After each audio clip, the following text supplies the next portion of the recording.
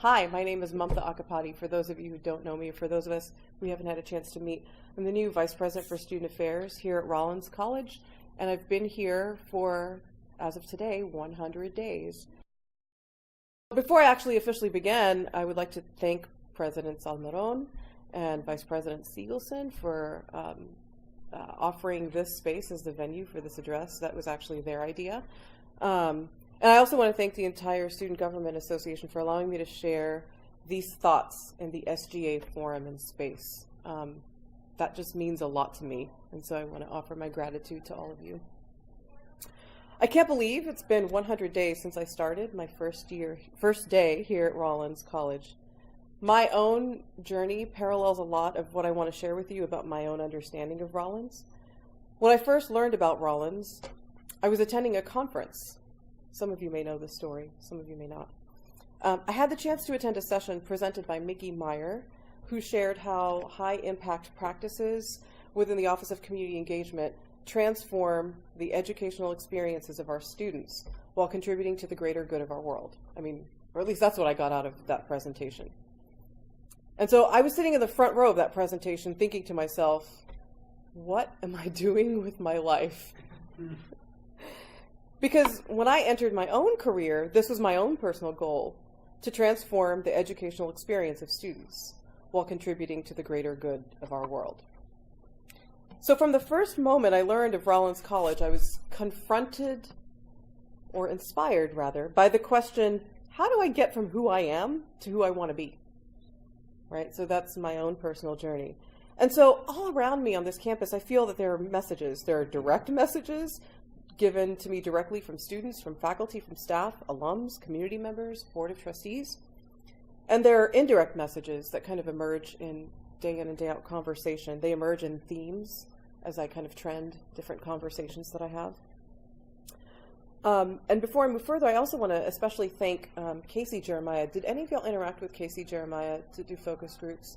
And so there's a whole kind of values initiative that we're doing within Student Affairs. But Casey Jeremiah, I just want to thank her for speaking to over 20 student groups, totaling over direct contact with over 200 students to get student perspective at Rollins.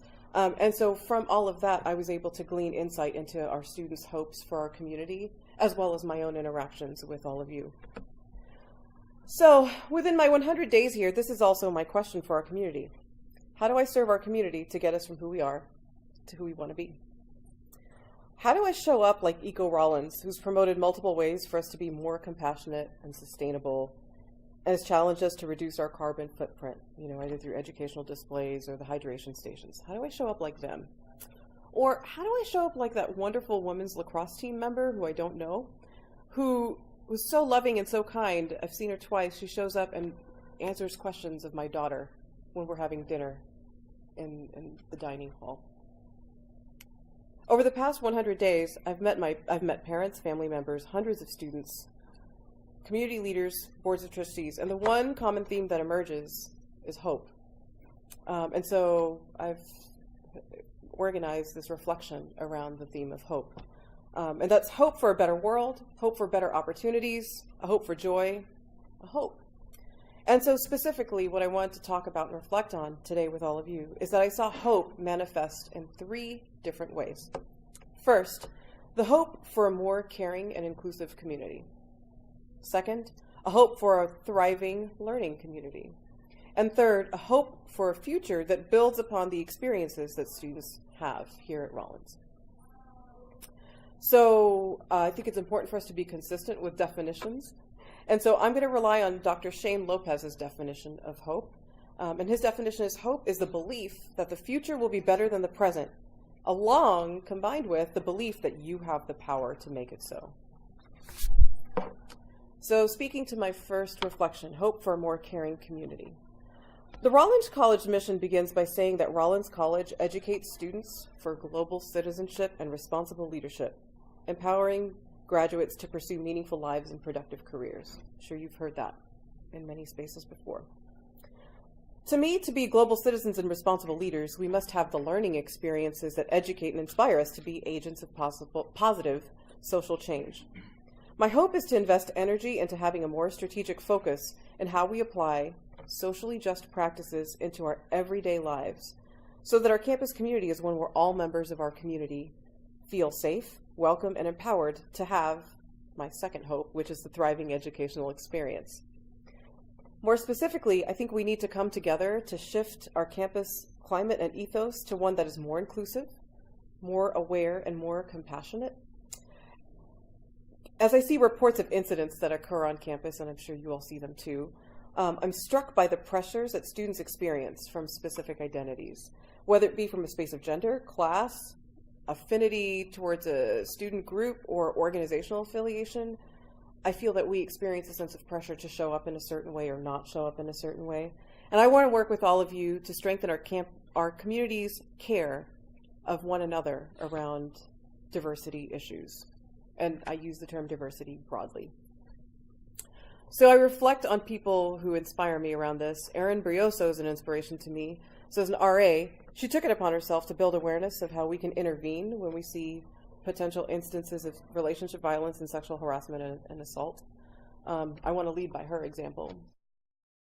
I want to amplify the work that Dylan Allen is doing as he tries to advance through interfaith cooperation and dialogue.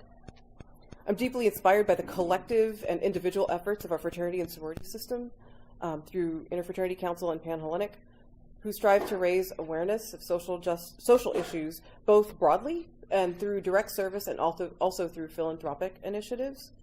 Or the Office of Multicultural Affairs and the Lucy Cross Center for Women, who engage us in the meaningful reflection of equity and access issues broadly.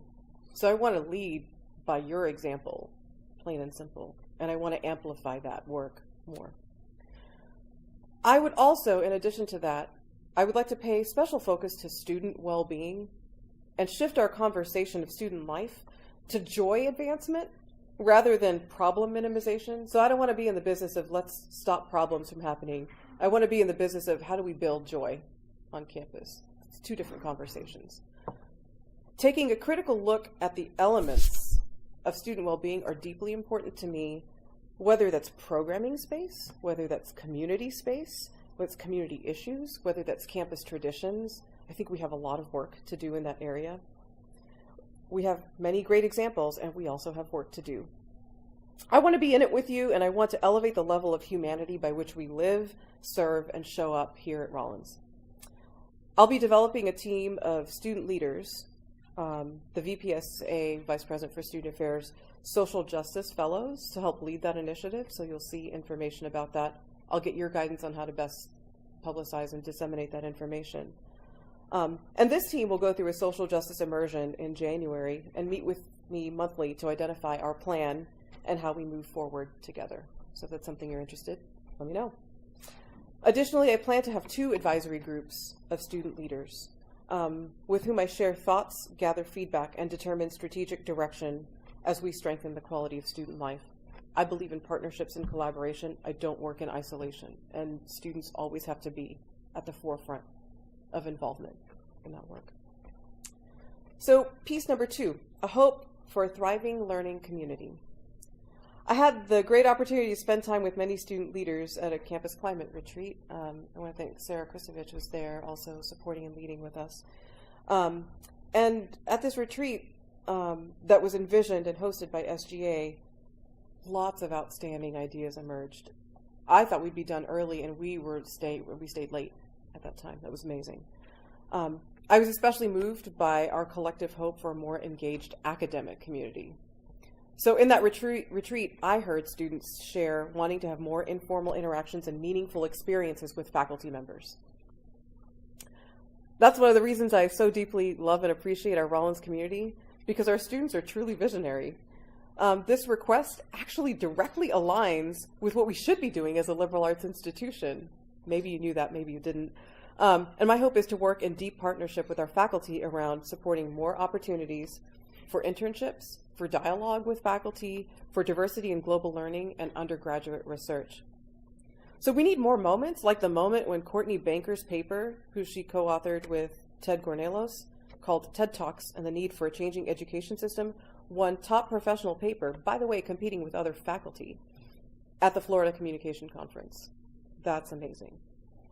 As our general education, as our gen ed curriculum moves in a visionary direction, my hope is to maximize opportunities that students have to work with and learn from the faculty here at Rollins in that new form. Through our immersion experiences, our community engagement focused courses, field study courses, and more, my hope is that all of our students have the opportunity to develop those meaningful relationships with faculty that transform our lives.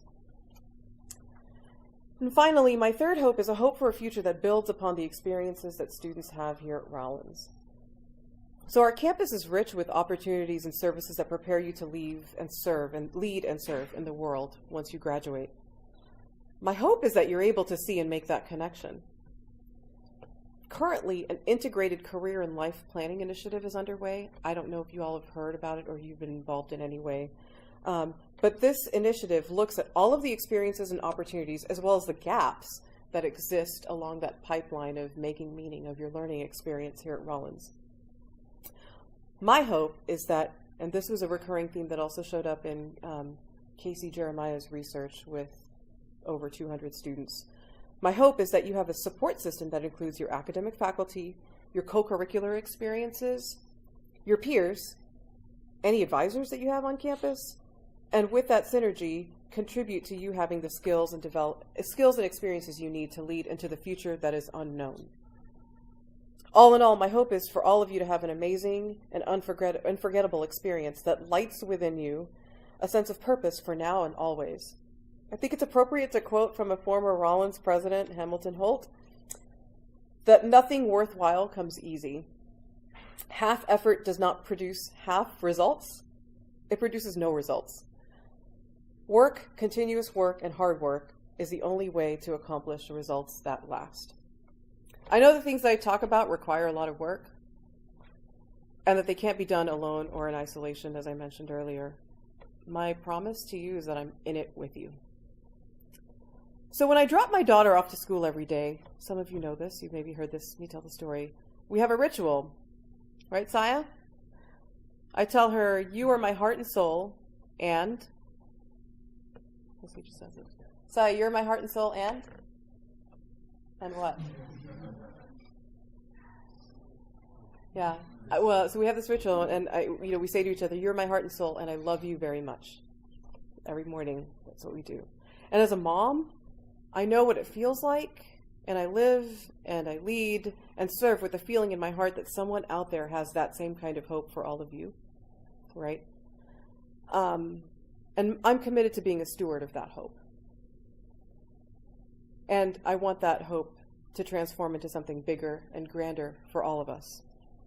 So, with that, you all are my heart and soul, and I love you very much. And I open the space for specific questions, thoughts, feedback.